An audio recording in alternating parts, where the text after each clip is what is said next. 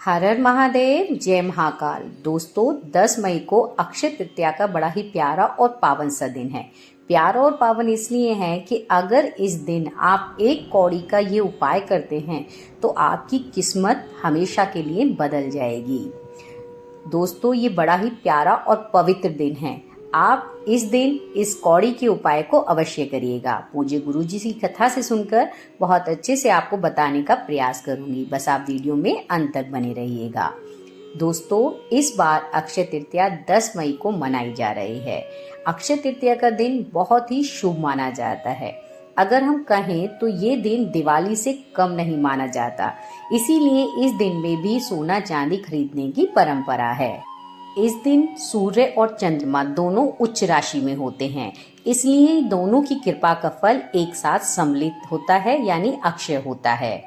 दोस्तों अक्षय का अर्थ ही होता है जिसका क्षय ना हो, यानी जिसके फल की कभी समाप्ति ना हो।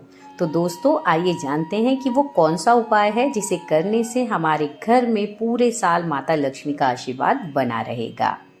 दोस्तों ये उपाय है, अगर आपके घर में पैसों की दिक्कत चल रही है, ऐसा लगता है कि माता लक्ष्मी घर में आती ही नहीं है, रूठी हुई हैं, तो आपको केवल एक कौड़ी लेनी है। ये कौड़ी आपको किसी भी किराने की दुकान पर मिल जाएगी। तो आपको केवल एक कौड़ी लेकर आनी है। इसके साथ दोस्तों आपको 5 हल्दी की साबुत गांठ लेनी है। हल्दी भी आपको बहुत अच्छे से और आराम से मिल जाएगी। इसके बाद दोस्तों आपको एक लाल रंग का कपड़ा लेना है। अब उस लाल रंग के कपड़े में आपको 5 हल्दी की गांठ रखनी है और साथ ही जो मैंने कौड़ी बताई थी वो एक कौड़ी आपको उसके अंदर रखनी है और इसके बाद आपको एक पोटली बना लेनी है। और इस उपाय के लिए दोस्तों आपको कहीं जाने की आवश्यकता नहीं है। आपके घर में ही माता लक्ष्मी की कोई मूर्ति या प्रतिमा अवश्य होगी। आप वहीं पर उस पोटली को 10 तारीख के दिन पूरे दिन और रात रखे रहने दीजिएगा। इसके बाद दोस्तों आपको जब आप सुबह को उस पोटली को वहां रखें तो आपको एक दीपक लेना है, लंबी बाती का, क्योंकि हम धन प्राप्ति का उपाय कर रहे हैं और धन प्राप्ति के लिए लंबे वाले बाती का दीपक होता है। तो आप इसमें देसी घी डालेंगे और आप इसको प्रज्वलित करेंगे। इसके बाद दोस्तों वो पोटली दिन और रात आप वहां रखी रहने देंगे और अगले दिन यानी 11 तारीख को सुबह उठकर नहा धोकर आप उस पोटली को वहां से उठाएंगे और उठाने के बाद आप जहां पर भी अपना धन रखते हैं, अपनी तिजोरी रखते हैं या अपना पैसा रखते हैं, वहां आप इसे रख देंगे। इसके बाद दोस्तों आप देखेंगे कि आपके घर में माता लक्ष्मी का आगमन होने लगा है और 2024 में आपके यहाँ कभी भी पैसे की कमी नहीं रहेगी। चलिए दोस्तों अब चलते हैं अपने दूसरे उपाय की तरफ। अब ये जो अक्षय तृतीया का दिन है ये बहुत ही पवित्र होता है। आप इस दिन कभी भी कोई भी उपाय कर सकते हैं। सूर्य उदय से लेकर रात के 12 बजे तक आपको कभी कोई मुहूर्त, कोई शुभ समय देखने की आवश्यकता है ही नहीं। एक एक पल, एक एक क्षण बहुत महत्वपूर्ण होता है। अब जब चाहे जो भी शुभ कार्य कर सकते हैं।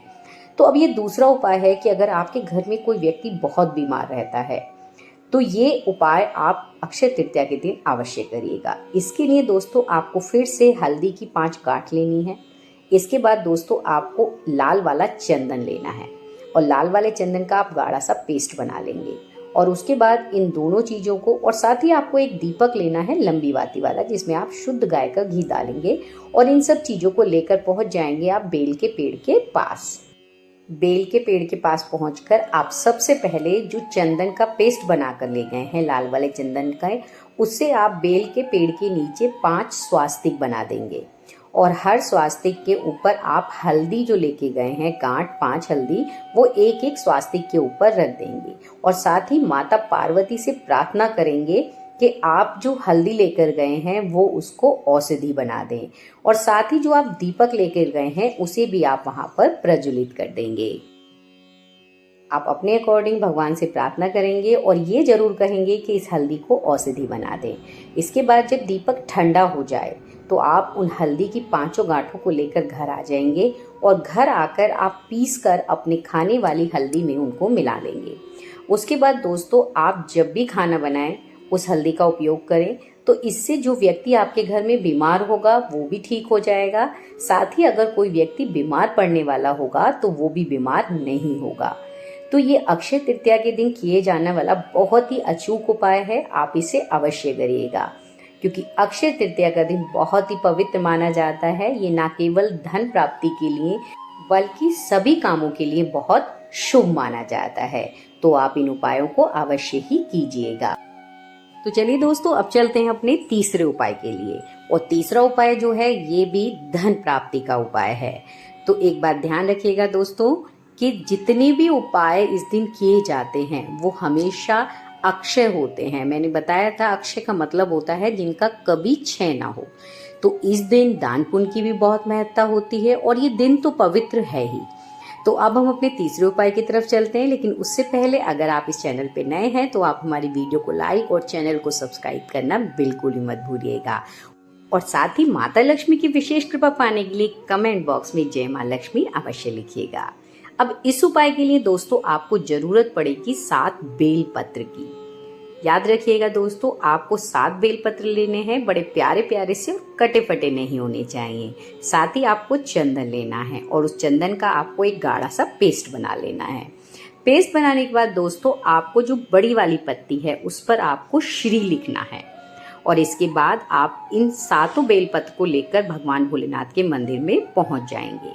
आप एक लोटा जल लेकर गए हैं तो आप उस जल को चढ़ा दीजिएगा, वरना आप इन 7 पत्तों को भगवान भोलेनाथ की शिवलिंग के ऊपर ओम श्रीम नमः कहते हुए अर्पित कर देंगे। और उसके बाद दोस्तों वहां बैठकर आप भगवान से धन प्राप्ति के लिए प्रार्थना करेंगे।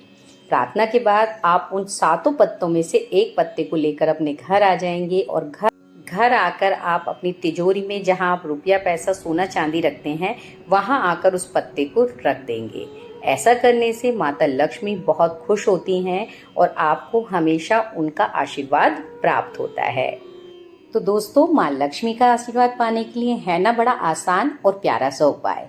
तो दोस्तों अब चलते हैं हम अपने चौथे उपाय की तरफ। अब ये चौथा उपाय है किस लिए? अगर आप पर कर्ज की बहुत समस्या है, पैसा आता ही नहीं है और कर्ज दिन प्रतिदिन बढ़ता जा रहा है, तो आप अक्षय तृतीया के दिन इस उपाय को अवश्य करिएगा। अब इस उपाय के लिए आपको लेना है केवल एक बेल का पत्ता और साथ ही दोस्तों आपको लेना है एक कमल गट्टा। आप जानते हैं कि कमल गट्टा माँ लक्ष्मी को बहुत प्रिय होता है, तो आपको एक बेल का पत्ता और एक कमल गट्टा लेना है। साथ ही दोस्तों आपको एक तांबे के लोटे में अपने घर से जल भरना है और इसके साथ ही आपको उस जल के अंदर आपके घर में गंगा जल या फिर यमुना का जल, किसी भी पवित्र नदी का जल हो, आप उस लोटे में मिला लीजिएगा। इसके बाद दोस्तों आपके पास जो कमल गट्टा है उस कमल गट्टे को आप उस जल में डाल लीजिएगा और फिर आप पहुंच जाएंगे भगवान भोलेनाथ के मंदिर में। वहां जाकर आप शिवलिंग के पास बैठेंगे और आपका फेस होगा नॉर्थ डायरेक्शन की तरफ। और इसके बाद दोस्तों आप पहले उस बेल पत्र को जो आप अपने साथ ले गए हैं भगवान भोलेनाथ के ऊपर कुंदकेश्वर महादेव का नाम लेते हुए अर्पित कर देंगे। इसके बाद दोस्तों आप जो कमलगट्टे वाला जल लेकर गए हैं उसे आप भगवान भोलेनाथ की शिवलिंग पर समर्पित कर देंगे। इसके बाद जल बहता हुआ जलाधारी से नीचे आएगा तो आप उसमें से थोड़ा सा जल इकट्ठा कर लेंगे। दोस्तों कमलगट्टा उठाने की कोई आवश्यकता नहीं है क्योंकि वो आपने भगवान भोलेनाथ पर समर्पित कर दिया है, उसे आप वहीं रहने दीजिए और जो जल आपने इकट्ठा किया है उस जल को लेकर आप अपने घर आ जाइए। इसके बाद दोस्तों जो जल आप घर लेकर आए हैं उस जल का आप पूरे घर में अच्छे से छिड़काव कर दीजिएगा, यानी पूरे घर में हर जगह छींटे लगा दीजिएगा। इस उपाय को करने से दोस्तों आपके घर में कर्ज की समस्या तो समाप्त होगी ही होगी, साथ ही कभी भी पैसे की समस्या भी नहीं रहेगी। तो दोस्तों इस उपाय को भी आप जरूर करिएगा।